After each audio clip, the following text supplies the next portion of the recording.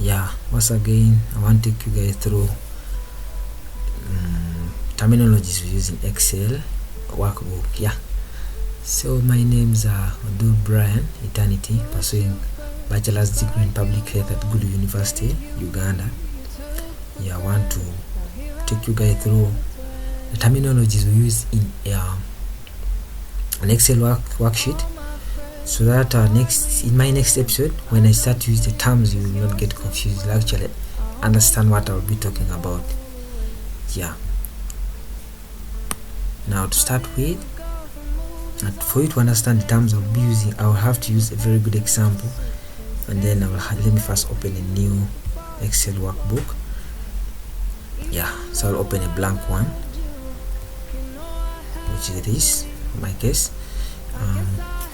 To begin with, the first terminology that I used was workbook. So workbook is a collection of worksheet. So you can take a workbook to be like any of the books you have, your Bible, your notebook, any kind of book, novel. So just like the books have pages, so a book is a collection of very many pages, so it's a workbook in the Excel. Yeah, in Excel. So in Excel, the sheet is like a page of a book. So a workbook in the Excel is equivalent to a collection of worksheets. When I talk of a worksheet, I mean a page. So you can see here I have sheet 1, which is like page 1, sheet 2, which is like page 2, sheet 3, which is like page 3, and sheet 4, which is like page 4. So it is just similar to your book. You can have very many pages. Just here you can also have very many sheets. Yeah, just like you can have very many pages in a book. Yeah, from there we have another terminology called a cell. When we talk of a cell, we mean intersection of rows and columns. When I talk of a row, so this is the row. This horizontal highlight is called the row, and then the vertical highlight is called a column. So when the row and the column intersect, we form what we call a cell. And then each cell has a name which we call a cell reference. Cell reference is like a cell name, which is always displayed in the name box. This is what we call a name box. Yeah, so the name box displays the cell reference, which is like the cell name of the active cell. For example, for instance, here this cell here, cell A1 is active. That's why you're seeing here in the name box A1 being displayed. If I go to maybe C1, you see C1 being displayed because it is the one cell that's active. If I go to C5, you see C5 being displayed there because it's the one that's active. Yeah, and then we have what we call the formula bar, which is this is the formula bar. Now before I talk much about the formula bar, we have what we call the formula and the functions.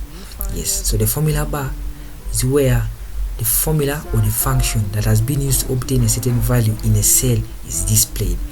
What do I mean? An example, if I have 1 here, for example, value 1, so a value can be a number, can be a function, can be a formula that has been used to obtain something. Yes, that actually aids our mathematical calculation in an Excel workbook. So I can have here maybe 5, and then so when we talk of a formula, then I say if I want to get, for example, the total here, when we talk about the formula is a user-defined expression that you who is going to carry out a mathematical calculation in workbook, in an Excel workbook, is going to use. That it is you who defines it. So if I define my own formula, mean that I will have an expression that will help me get the sum. By adding the two, I can get the sum.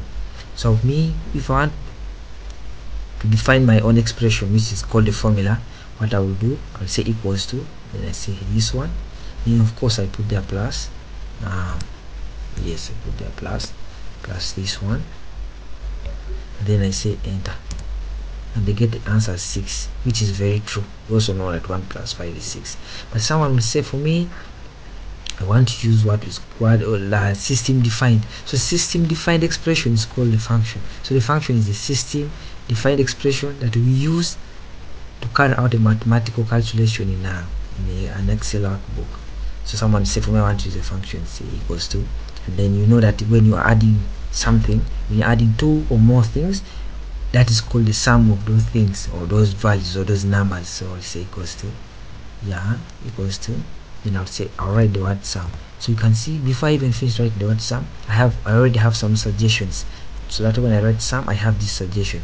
You can either manually open the bracket or double click here and the bracket's open for you. So number one means that you go to the like for example here, we'll go to the first number you want to add, which is this.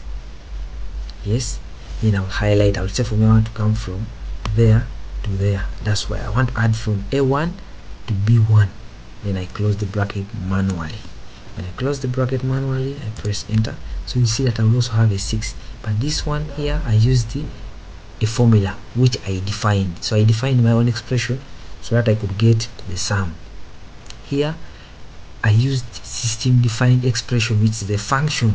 So you can see when I click here, this formula that I used, the expression I used, is being displayed here. So that's why this is called the formula bar.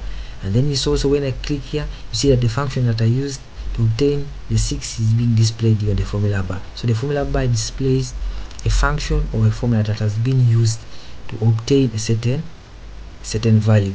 I told you value can be a number, it can be a number, it can be a formula. Yes, anything that's there in the cell can be called a value. Thank you very much. This is basically what you actually need to know. Those are the key terms that you actually need to know. The rest are obvious, the rest are kind of easy to understand, but those that I've just talked about were the ones that are always complicating life for very many guys. Thank you very much.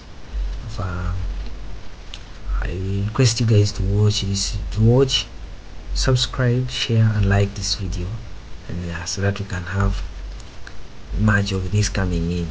Thank you very much. Thank you.